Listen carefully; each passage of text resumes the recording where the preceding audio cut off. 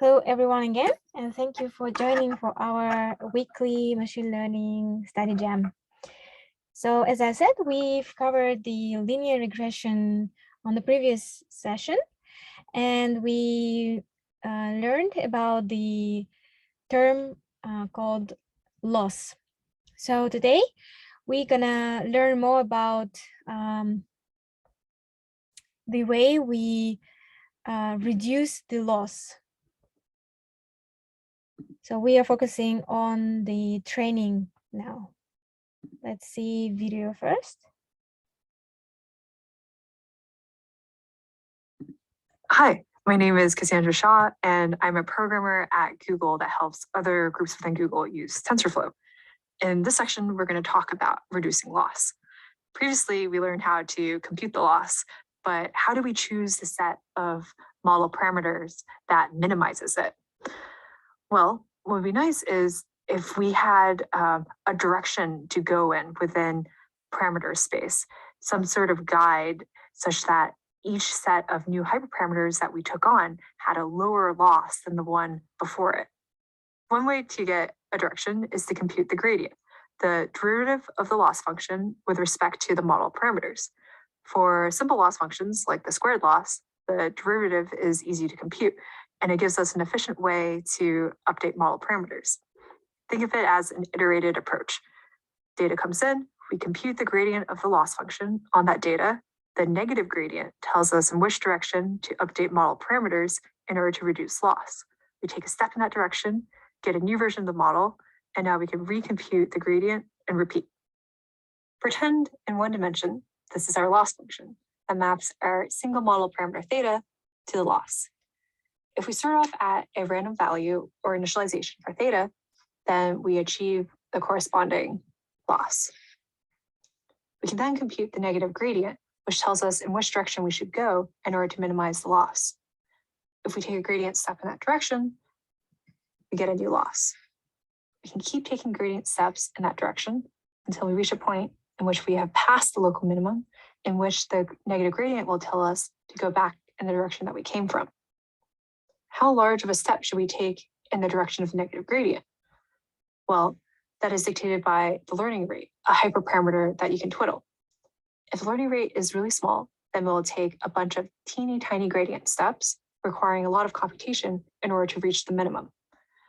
However, if the learning rate is very large, then we will take a large step in the direction of negative gradient, potentially overshooting the local minimum and even reaching a point in which the loss is even bigger than before. In more dimensions, this would cause your model to diverge, in which case you should try decreasing the learning rate by an order of magnitude or so. So she just explained how can we minimize the loss, and she mentioned the learning rate and step size. So we are going to do a small like exercise or simulation, and I'm going to forward you the link if in case you don't have already. Here it is. And I recommend you to make this by yourself. So especially the first exercises here, like 1, 2, 3, and then we can discuss what we understand from this simulation, okay? If you have any questions, please ask.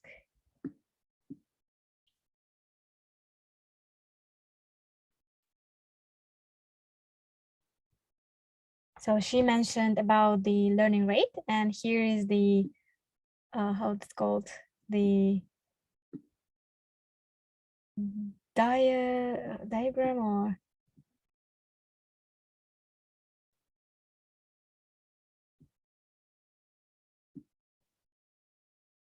I forgot the word.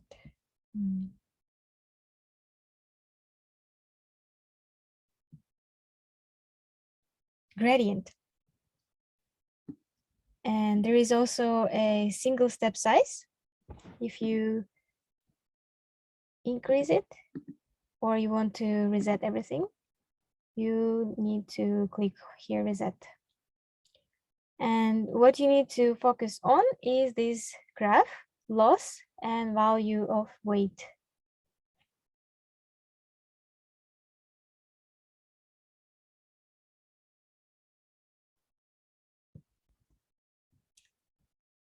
I think you might already done the first exercise.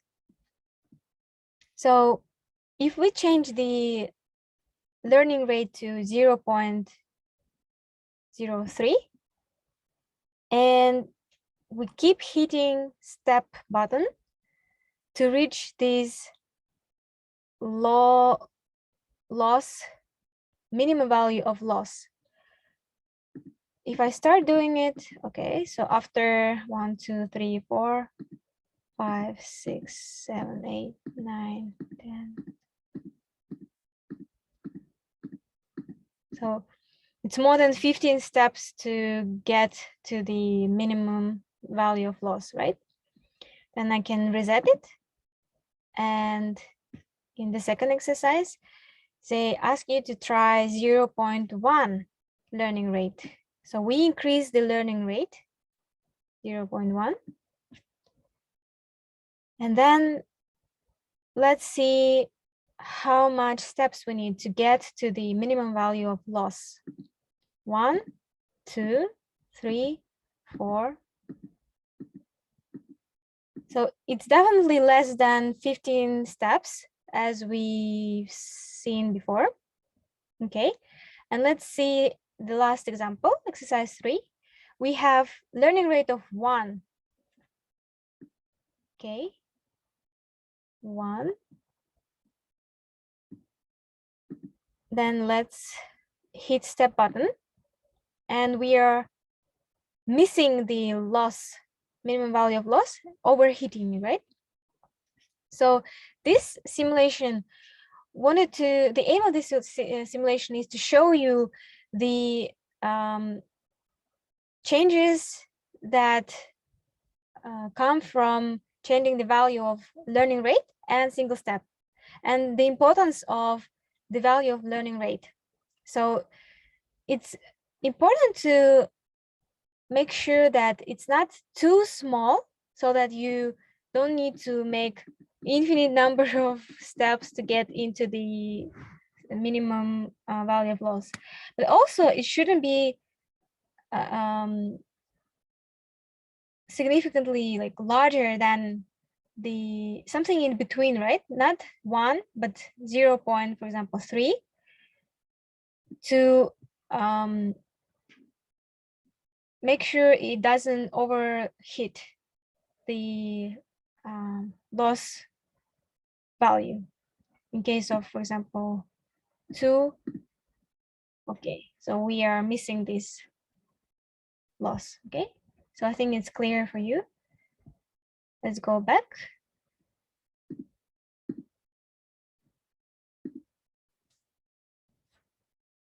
Just described an algorithm called gradient descent.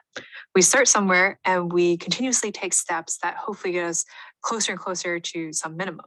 However, does it matter where we start? Well, let's think for a minute. If we put ourselves back in calculus class, we learned that some problems are convex, meaning that they're shaped like a giant bowl. So as long as we start somewhere on the bowl and we take reasonable step sizes and follow the gradients, eventually we'll find our way to the bottom of the bowl. However, many machine learning problems are not convex. Neural networks are notoriously not convex, meaning that rather than being shaped like a bowl, they're shaped more like an egg crate where there are many possible minimum values, some of which are better than others. So their initialization does matter. More on that later. Let's think for a moment about efficiency. When we're computing the gradient of the loss function, math suggests that we should compute the gradient over all examples in our dataset. This is the only way to guarantee that our gradient steps are in exactly the right direction. For large datasets with 1 million or billion examples, that would be a lot of computation in order to perform each step. Empirically, people have found that rather than using the entire dataset, if they compute the gradient of the loss function over a single example, that mostly works too. Even though they'd have to take more overall steps, the amount of total computation in order to reach a good solution is often much smaller. This is called stochastic gradient descent. In practice, we adopt an intermediate solution. Rather than use one example or the entire data set, we use a small batch, somewhere between 10 and 1,000 examples, to perform our steps. This is called mini batch gradient descent. Okay, so I'll give you the link for you to read more carefully this information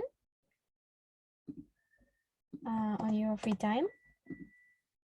And I'll quickly go through the information that she already presented. So here's the figure of the overall process. We have our features ready and we choose the model. Then we make some predictions and we compute the loss, right? We know how to compute the loss for linear regression model. And then after we compute the loss, we then see the how close are we to the minimizing loss, yeah? And if we are not too close to the minimum value of loss, then we update our parameters. And that's what she meant by going, for example, to more to the right of the concave, right? Or if we already went beyond this minimum value, we can go back to the left side. And so she uses the same linear regression model example here.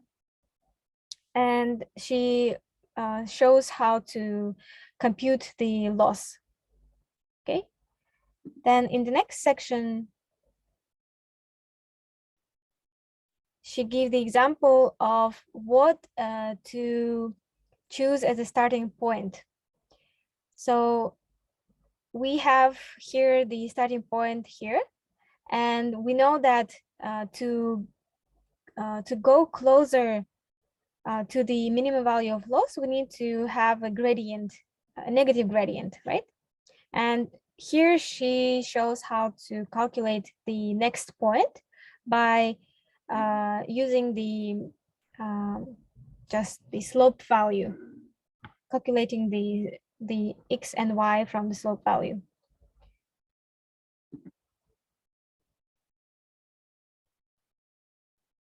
Then she emphasizes again that when we know our next point from starting point, then the next point not only depends on the negative gradient or the positive gradient from this side, for example, but also on the learning rate. And we already tried that it's important to choose not too small or not too big learning rate to not overheat or infinitely jump from right to left, not even reaching the minimum value of loss. Yeah. So it shouldn't be too small or too large. And then how we can optimize the learning rate. You can do these exercise again if you want at home. And here she explains about the stochastic gradient. So it's about how many examples should we use for our algorithm. And she mentioned the stochastic gradient descent when we use only one example. And she mentioned also using all of the examples we have, which we can face the difficulty of time and the power of computing. So the better way is to use samples between 10 or and 1,000. So I think this is the main things that you should understand. And let's do the playground exercise together here. This is for you to better understand how we can use and to what should we pay attention to when we try to reduce the loss of the function. So here is the playground, and I just quickly explain what you should do, and then you can try it yourself. So here is the buttons explained here. So this is the playground.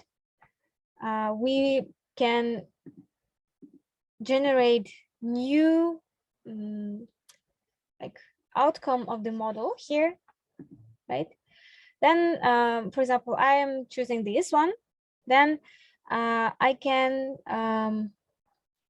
increase the learning rate or decrease the learning rate using these options. And then I think I need to, let's see, let's go to 0.01. And then we need to step. Where is the step?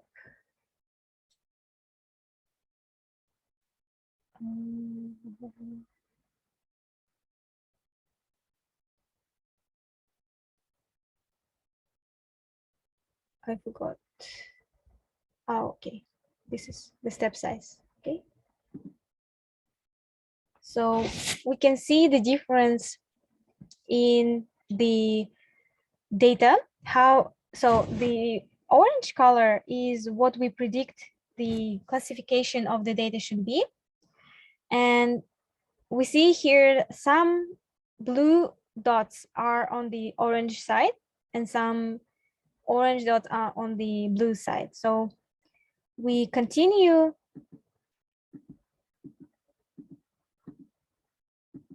to press this step button to see what changes in the diagram. If I reset everything, regenerate, for example, and then I increase the step size to 10, and then you see it drastically changes the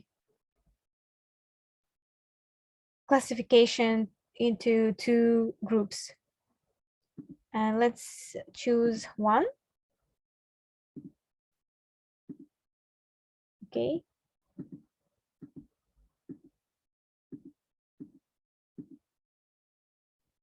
Can you try it yourself?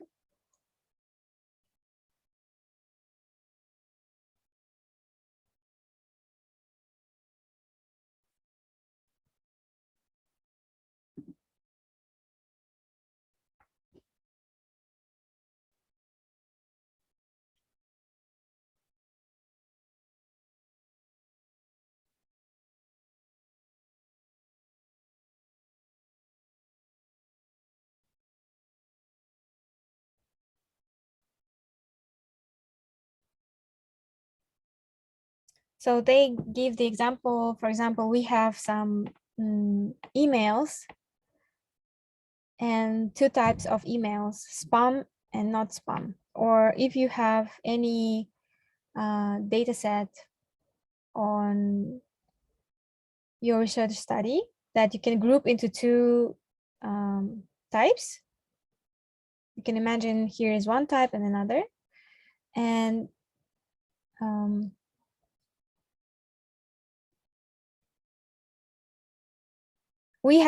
imagine we have some model that classifies these two types. And here we put the learning rate, the step size, and see how it changes the outcome of the classification. And if there are more orange dots on the blue side and blue dots on the orange side, that it means that the classification is not that accurate, right? So we need to hit as much steps as we want to minimize the loss of the function to ensure that we have more accurate classification into two groups.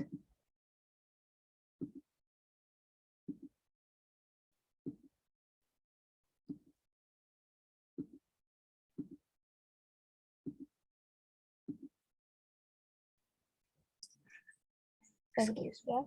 Okay, yeah. So in our web browser, we have more settings.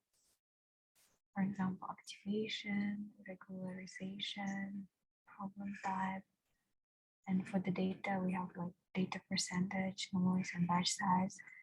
So I don't understand, how do you get your settings? Or Where did you find this percentage? so yes, I can share my. Okay, I need to let you to share a screen, right?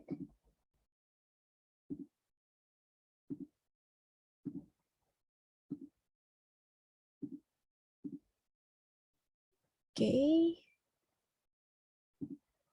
Could you share now? So you again disallowed. Oh, really?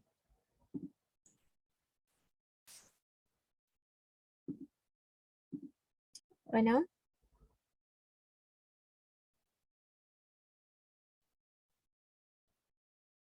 Oh, wow. You have a different interface, right? For example, here we have like learning rate activation, this one's. So I changed, but it doesn't look like yours, I think.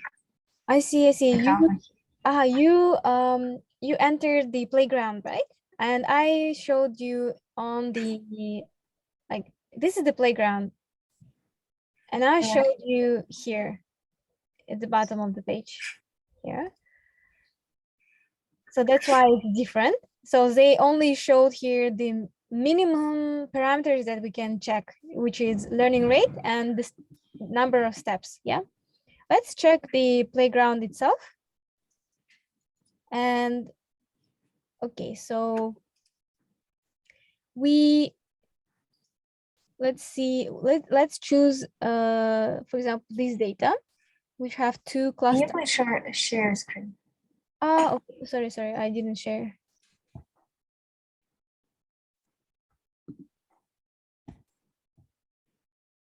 Okay. I forgot that I don't share and I show you everything. Okay.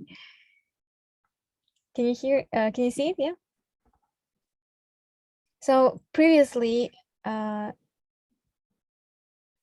we've seen the playground on like with a minimum amount of features that we can, parameters that we can change. And in this playground itself, there are a lot of things that you can do. And for this exercise only, we should focus our attention on learning rate and these steps, right? And this activation, let's do linear, because we only cover the linear regression one. Yeah, I think it would be, so linear is like this. I don't know exactly what's, okay, that's correct. So we take the linear, then we put regression line, and then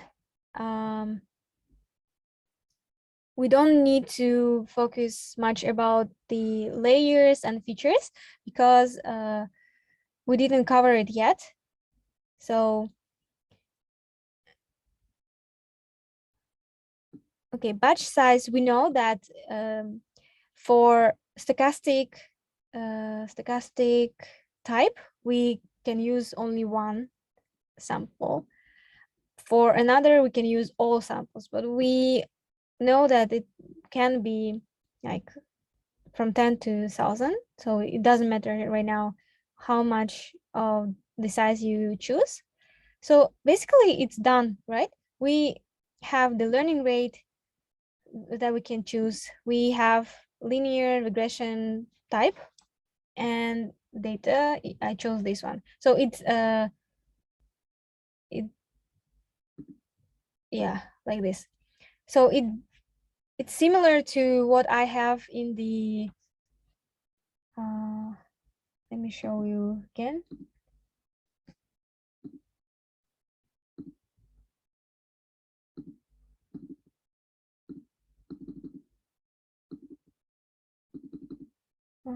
Where is? Okay.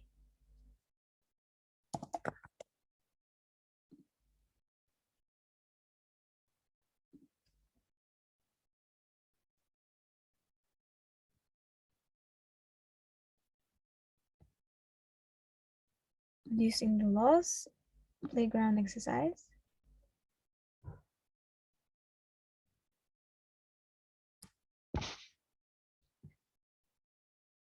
So here it's the exercise actually that you should do for this session. So Yes, I understand, but actually in our exercise, we have the full mode. All of the settings we can access. yeah. When I click here on playground, I can access the same playground that you showed, but it makes you a little bit frustrated that you don't know a lot about these different features, right? So I understand, but I mean, maybe our websites are different. I didn't enter playground. I can show you my screen. So you didn't. Okay, that's fine. No problem, because I tried to create the same graph here. Yeah, so we have two different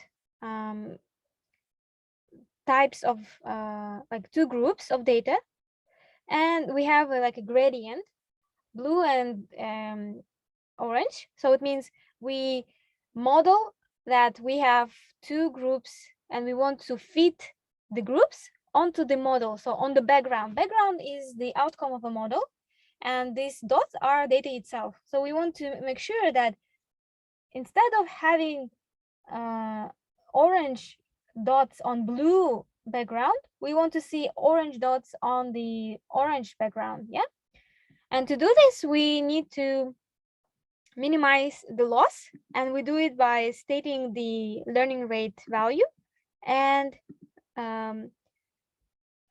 experimenting with the step sizes. Yeah, so in looking back at the playground that we have, I recommend you to put the activation to linear, problem type regression, and then other things you don't need to change because it looks same as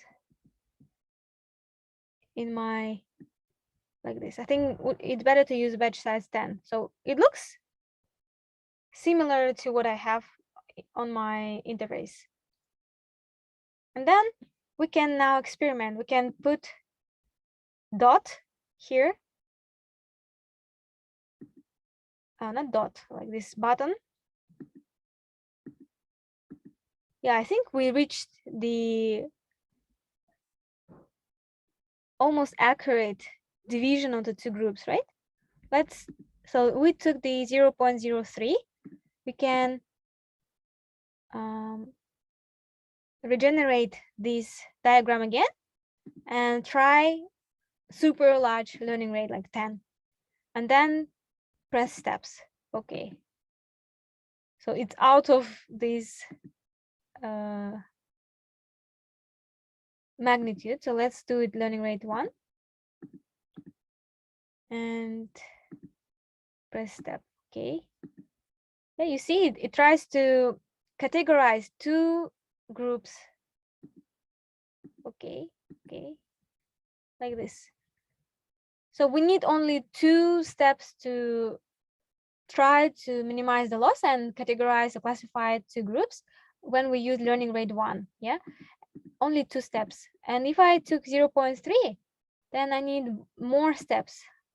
Oh, it's less than steps. Okay, but I think it's more accurate here. So is it clear what we should do here? So here is the explanation. Each axis represents different specific feature, and we have spam and not spam. Or for example, if I have new data about some, I don't know, like leaves or new species, and I'm saying it's new species or it's a known species, yeah, Then each dot represents the feature of this value. So data itself. Color of the dot represents the class that it belongs to, and the background represents the model's prediction. Yeah, and then we need to classify these data onto the different types, and we change the parameters of the loss function to ensure that our model predicts the same type that we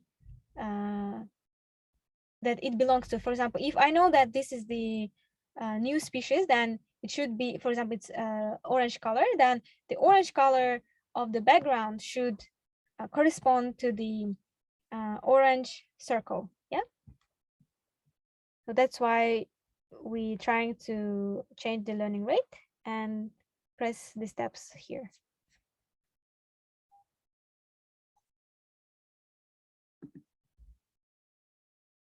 Do you see the difference?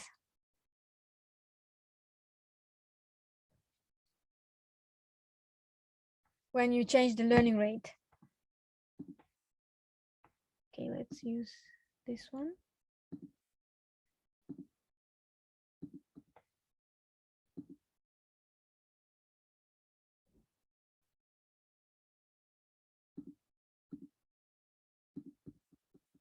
It's too slow. Okay. Can you see? It changes the gradient. Yeah, let's do it again. You see, it changes the gradient.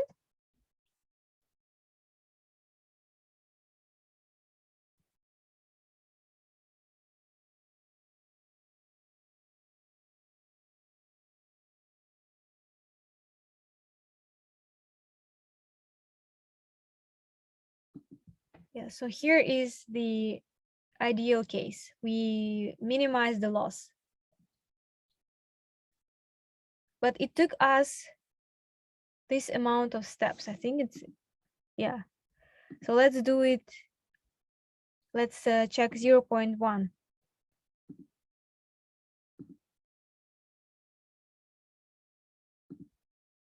Less than 40 steps. I think it was 30 something. And let's do 3. Okay, we are out of the, so we overshoot to the loss, minimum value of loss. Is it clear what we are trying to learn here?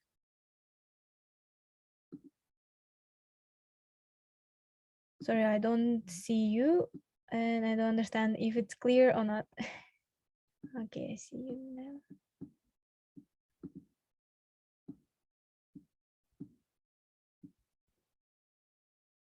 Asha, is it clear? It's clear. Okay. Could you please give me feedback? And because if you don't answer, then I don't know if it's clear or not. Sorry, I don't hear you. I don't have my earphone. Okay, then let's do a quick check of understanding. So if we do gradient descent on large data set, which of the following batch sizes will likely be more efficient?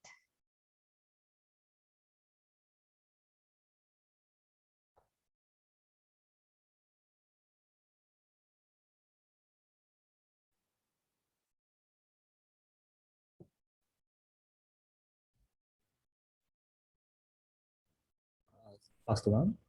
First one, a small batch or one example. Okay, that's correct.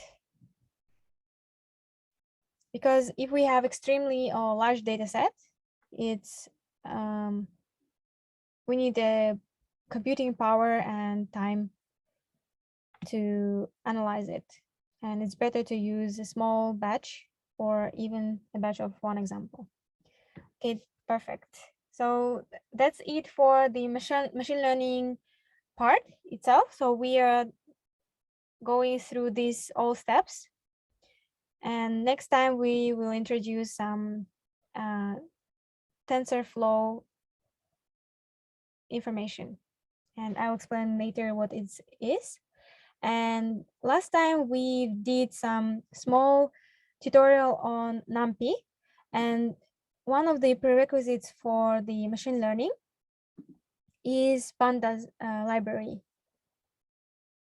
So let's do a quick tutorial on Panda today as well.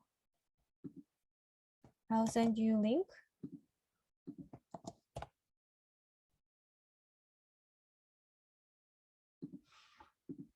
This is not extensive tutorial. It only covers small amount of things that they say is enough to proceed further with the machine learning crash course. And if you're interested in more extensive or broad range of abilities offered by Pandas, then you can Google Pandas tutorial, and there are a lot of free courses. So as usual, if you want to run a code, you need first to import NumPy and import Pandas library. So we run the cell and import everything. So it means we import some library and we name this library by some name, and usually we name NumPy by NP and Pandas by PD. So we use Pandas to create a data in form of like a spreadsheets, like in Excel, but it's more easier. It's easier to use Pandas. For example, we can create the data frame with certain amount of rows and columns. So if you see here, we use array method to create the matrix. And now we have 1, 2, 3, 4, 5 rows, and each row have 2 columns. Yeah, so if we run let's do this again also, and then we will run this program. Then we have the matrix with data, and we need to provide the name for our data. So the first column will be the temperature, and the second is activity. So we create the variable and just create a list with number of columns. For example, temperature and activity. This is the string. And then to create the, so this was the NumPy array, right? And to create the data frame, to combine the matrix with the name of our columns, we use the data frame method from Pandas, and we need to write what is our data. So our data is in the form of array, and what is the column's name. So if I print it, it's going to be like this. The first row or the first column is just index. So we can access temperature, for example, 30 by using this index. Okay, then we created our data set, for example, and we collected more data.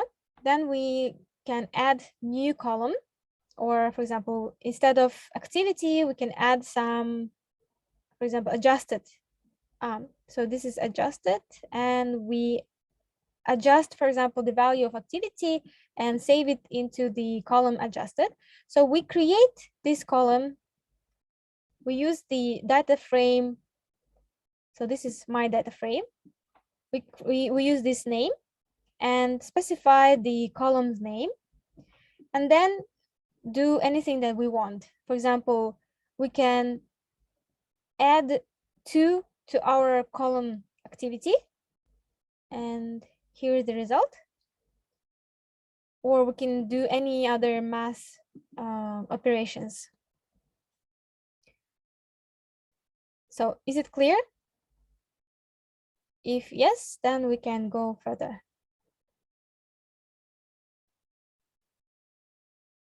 For example, if it's not clear, then I can provide more examples. If it is clear, then let's go next So we have a data frame ready, and if you want to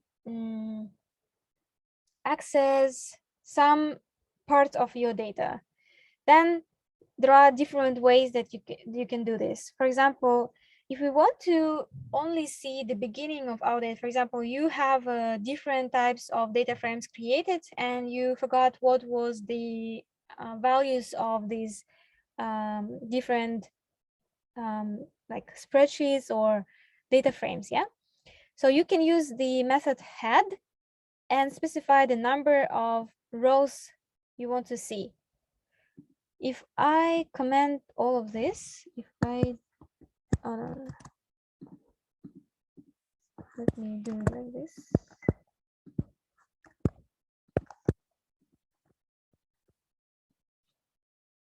So we see only 3 rows. If we use the ilog method and put 2, then we can see only two of them. So we have a temperature and the first row. So when I want to see for example, use hat, so it starts from 1, 2, 3, yeah, 1, 2, 3 from 0, and 1, 2, 3 is 3 rows. If I use the ilog, then I specify the from 0, like the first column and the next one. So if I put, for example, we have only 5, let's do 4. Oh, maybe it's a mistake. Oh, I see.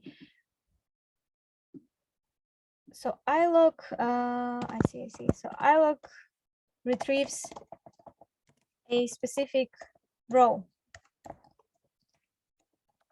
So because it was 2, then the second one is this one, right? 1, 2, 29. Oops.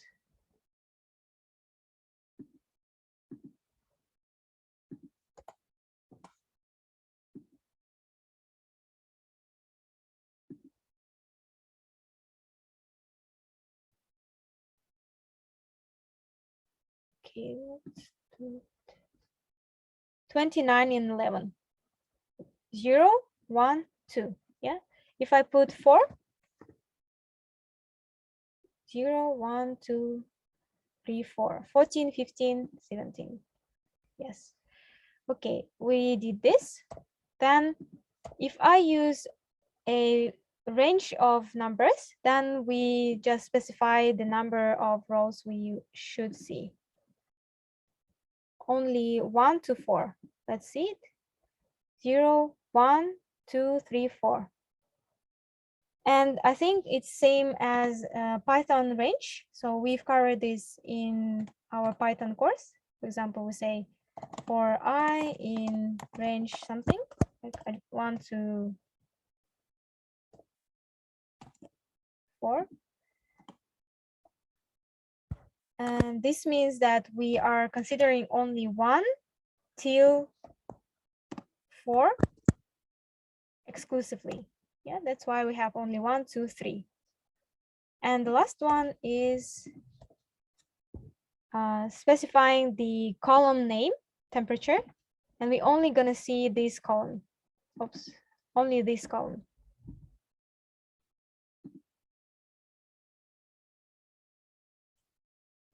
Okay, we don't need this line. Here is the values. Okay, and this is the task for you. There are 2 tasks, yeah, to try yourself coding and seeing the output.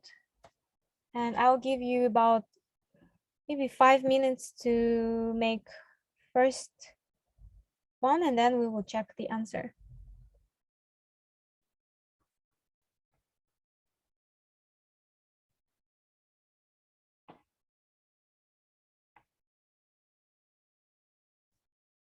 And if you want to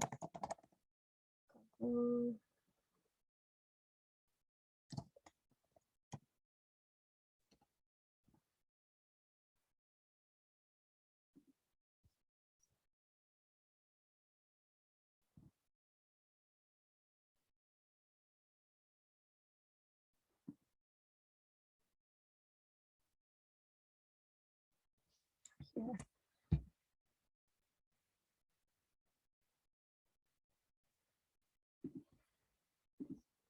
If you want to learn more about pandas and have more exercises, then I recommend you to cover this course. And it requires only 4 hours to finish it. And after finishing, you can get a certificate and it's free. So I recommend you to make it on your free time.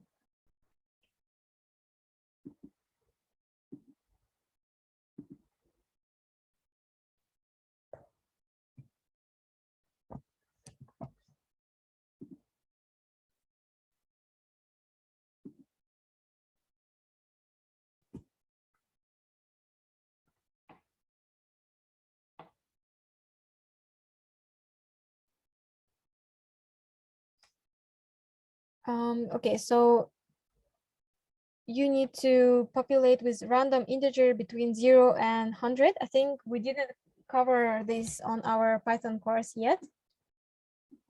So we can just Google random.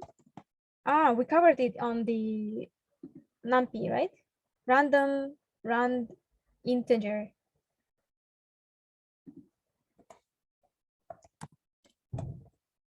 We need to import random. And then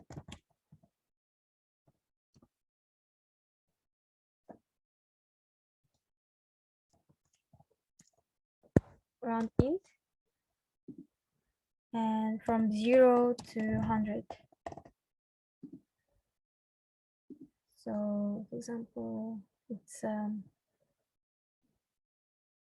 random integer.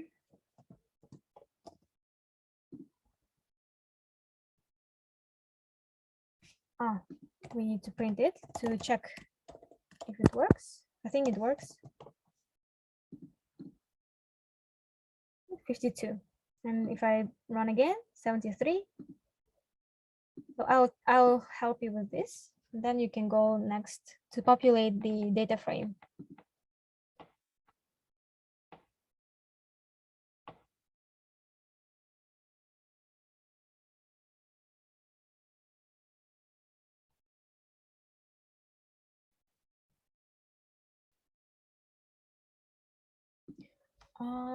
Maybe using NumPy and B.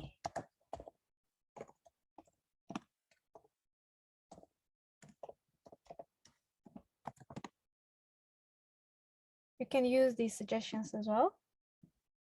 And let's do it random integer second.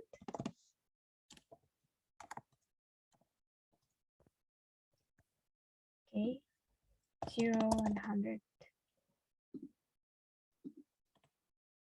Oh, this,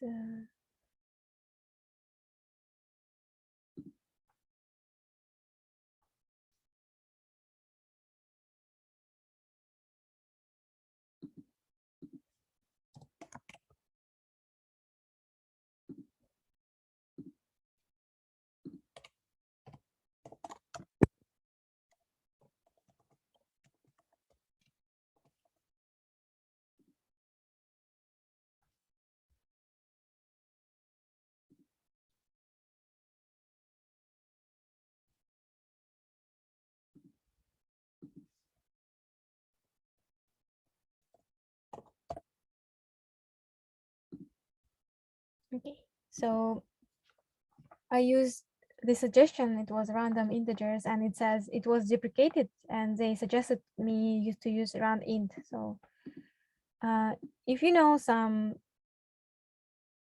Python libraries like random, you can do it like this. Or if you remember that we already covered NumPy, from the previous session, you can create random numbers from 0 to 100 using NP library random int. Yeah. So I'll help you with this and other things you can do yourself.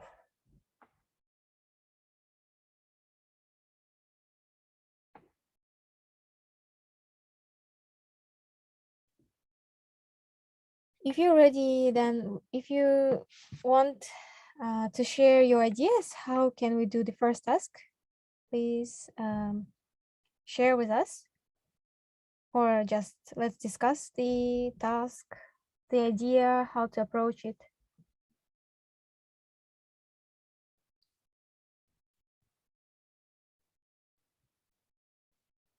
For example, the first step, to create 3 rows and 4 columns table, or we call it the data frame. We have now names of columns. It's names, and we need to populate each of the 20 cells in this data frame with random integer between 0 to 100 inclusive. Inclusive, I think it means 0, 101, I think.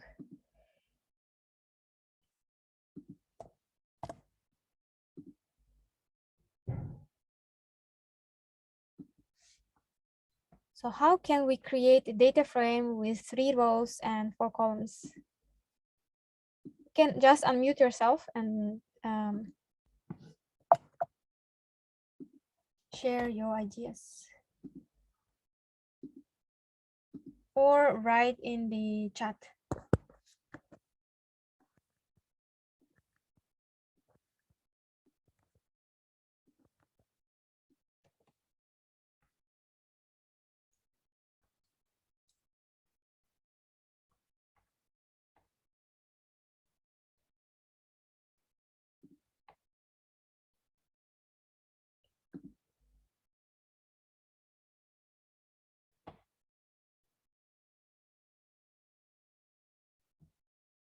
Anyone?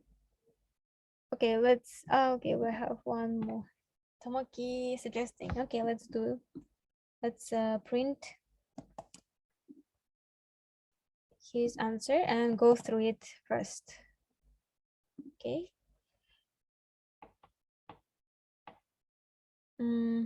Reshape. Okay.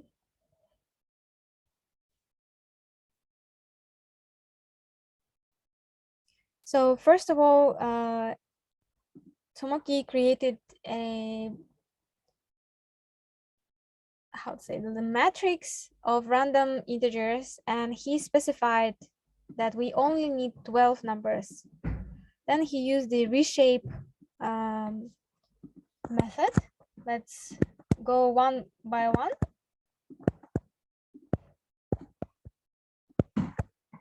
As in the example above, we have as kind of array, right? And this array was formed manually. We have array, like nested array in the array and the array, 2 by 5 or 5 by 2. Yeah. And Tomoki suggested to use the reshape method to create array with 3 rows and 4 columns, as we are asked in the task. To check, we need to print a. Yeah, so see, he created it by using the reshape method. We can also, I think we can also use for a loop, but it's the most, I think, efficient way to do it. Then we have the data. Then we need to provide an array of column names, and we just state it by comma using the string, using strings data types. And these are the 2 arguments that we need for a data frame method. Yeah. So we put A, which is data type, data. We can explicitly say that it's data, data something, data, like this. Or we can just put the argument itself, A, and for columns, we state the column's name. So we are ready. We can print the entire data frame and check it. And here is the result. Okay, that was the first task. We have the entire data frame and the value in the cell of row 1 of the Eleanor column. Okay, so then we need to retrieve the value of the cell of row 1. We know how to retrieve the first row or any row, right? We need to use the square brackets. And then we also know how to retrieve the column. Yes, here is an example. We can use the name of a column. And if I print this, so we use data frame, we specified the column Eleanor, and then we use ilog. Ilog is to retrieve the specific row. So if we specify the column and specific row, so like this here, then we can retrieve the, okay, here it is. We can retrieve the value of first row Eleanor column. And lastly, create fifth column. So we need to add more column named Janet and populate it with row by row sums of Tahani and Jason. So we know from this example, adding, yeah. So we can add a new column. We need to specify its name, and we know that the name should be Janet. So here is Janet. And then a sum of row by row, we specify each, so this is Tahani and Jason, yeah? So we specified the Tahani and Jason and just sum up these values. So you can do any mathematical operations on the values of these cells, like you use in the Excel. Do you have any questions about this first task? Great job, Tamaki. Thank you. And the last one, I think you can do it yourself just to strengthen your understanding of the data frame and Pandas like library itself. Yeah. So I think we are already 2 minutes past the 6, so we can end our session, machine learning session today. And I just recommend to do this optional task, or if you want to go even further, to complete this Kaggle Panda course, which is only 4 hours. So you can do it on your weekends or next week and share your certificate with us. We will celebrate your success. Thank you very much for coming, and see you next week. Bye-bye. Thank you. Thank you. Bye. Thank you.